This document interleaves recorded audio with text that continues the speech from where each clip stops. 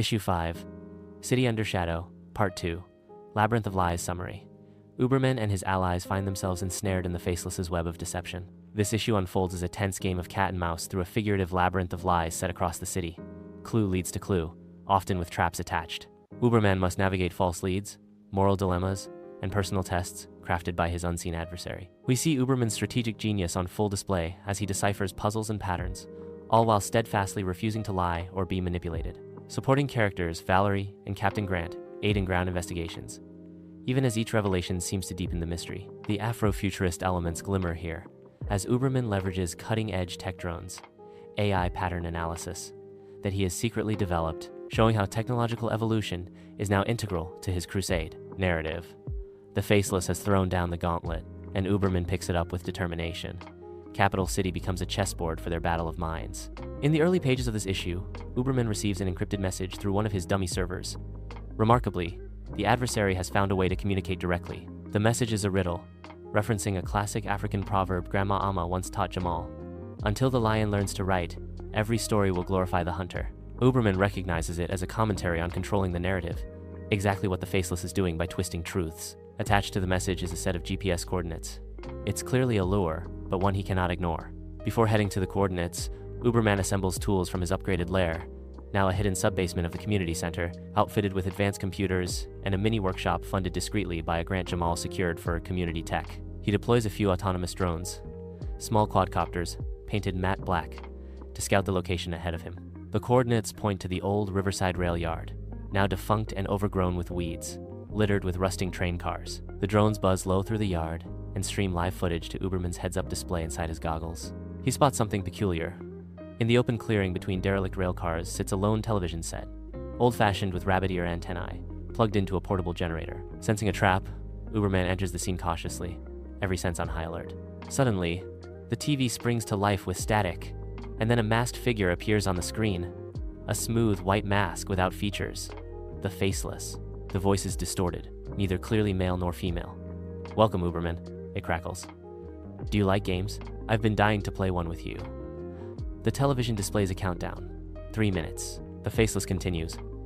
3 minutes to solve my riddle, or a certain truth about you will be revealed to the city. Here's the riddle. I speak the truth, but can be many faces. I am your ally tonight. Find me where the numbers meet. Good luck. Uberman's mind races. Speak the truth, but many faces, suggests a newspaper. Truthful reporting. Many faces, as in different stories. Or perhaps Valerie, or something like a truth serum. But ally tonight, and where the numbers meet? He immediately thinks of the numbers 3, 6, 9. Where do they meet?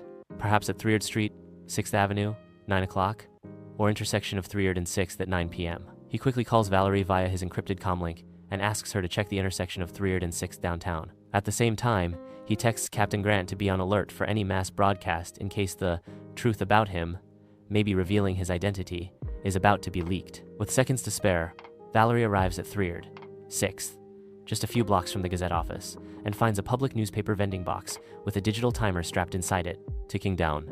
She relays it to Uberman. It's likely a data drive or broadcast device set to trigger. Uberman instructs her how to disarm it remotely by clipping specific wires, thanks to his knowledge of electronics. Valerie's hands tremble, but her voice is steady as he guides her. She succeeds with mere moments left on the countdown. The device is secured. The city's billboards and phones do not light up with any secrets of Uberman tonight. Frustrated but still focused, Uberman turns back to the screen. But the Faceless is gone. In place of the figure, the TV now shows live footage of Uberman. In the rail yard, he realizes a drone or camera is broadcasting him. The voice returns. Impressive. Let's see how you handle multiple fronts. The screen splits, showing 2 new sets of coordinates. The Faceless has set up a multi-location challenge, clearly designed to stretch Uberman's resources and test his choices. One coordinate corresponds to the capital city Grand Library, a historic building. The other to St. Mary's Hospital on the east side. And then the Faceless issues an ultimatum. There's a fire at one, a lie at the other. You can only choose one to save. Tick-tock, hero. The feed cuts out. Uberman is faced with a cruel dilemma.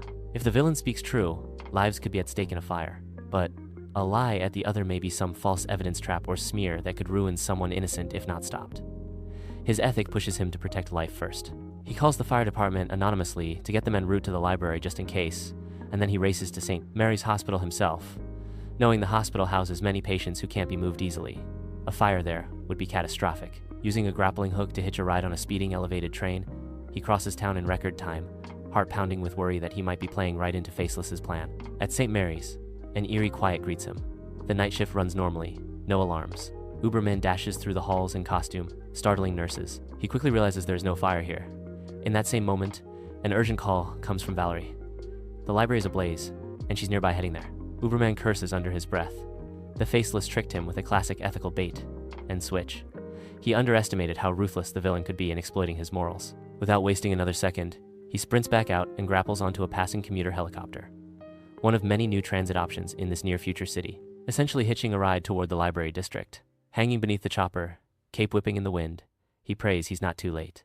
The Grand Library, a beautiful, old marble structure, is indeed on fire, flames licking out of the ground floor windows. By the time Uberman arrives, fire trucks are on scene, and Valerie is outside coughing from smoke, having tried to run in to save whoever she could. She managed to help a few people evacuate, but she's frantic. There are archivists trapped in the basement, and the fire crew can't reach them. Uberman wastes no time. Grabbing a fireman's discarded oxygen mask, he plunges into the burning library. Through the choking smoke and heat, he navigates by memory. He knows this building well, having practically lived here studying in his youth. In the basement archive, he finds two librarians overcome by smoke. He lifts them onto his shoulders. The ceiling creaks about to collapse. In a feat of strength and willpower, he half carries, half drags the unconscious archivists up a stairwell. Burning debris falls. A heavy wooden beam collapses onto Uberman's back, just as he shoves the victims up to ground level. He groans but does not lie. Sorry, does not collapse. Summoning all his training, he braces the beam enough to slip out, badly singeing his suit in the process. Finally, he bursts out of the entrance with both victims as firefighters rush to assist. The library structure begins to crumble from the inferno, but Uberman saved those he could.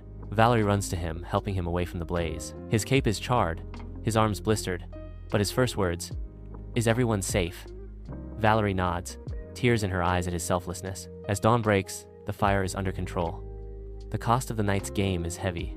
The historic library is gutted. The Faceless managed to destroy another repository of knowledge, and likely more records that might pertain to their schemes, while nearly breaking the city's hero physically. And on top of that, news crews have arrived, and though Uberman tries to slip away, a camera crew catches a glimpse of the red and blue suited man helping paramedics. His first semi-public appearance in years. It's all over the morning news. Uberman resurfaces amid mysterious library fire. In a quiet moment, in an ambulance where medics treat his burns, Jamal reflects grimly. The Faceless forced him into a no-win scenario. This enemy is willing to endanger lives and destroy heritage to prove a point. A lesser hero might respond with rage, or a willingness to break rules. But Uberman's resolve only hardens. He will not compromise his ethics. He will outthink this trickster. As he recovers, he pieces together the pattern of the night. It's clear the Faceless is trying to wear him down and tarnish his image simultaneously, hence luring news. But Uberman also senses a personal vendetta in the way the villain taunts him with ethical dilemmas and Tesla's numbers. Captain Grant calls on a secure line. Forensic teams found something at the library. A signature painted on a brick in the alley behind the building. A crude graffiti of a blank, faced with the words, "Liar's Justice." It's a jab at Uberman's unwavering honesty, suggesting the villain's philosophy might be that lies are necessary, or that Uberman's truth-based justice is a lie itself. Jamal recalls something Dr. Baker said about certain figures in history who believed ends justify means. Could the Faceless be a radical who thinks society's order and Uberman are built on convenient lies? This ideological angle gives him an idea.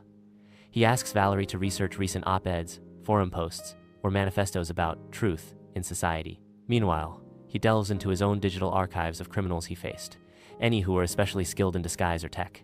By the end of issue 5, Uberman stands amid the ruins of the library at sunrise, soot on his costume, a determined look in his eyes. He vows quietly, "I will solve your labyrinth, Faceless, and truth will undo you." The city wakes to uncertainty, but also a reassurance. Uberman is actively fighting for them, visible even in the literal fire. And though the Faceless won this round, the game is far from over.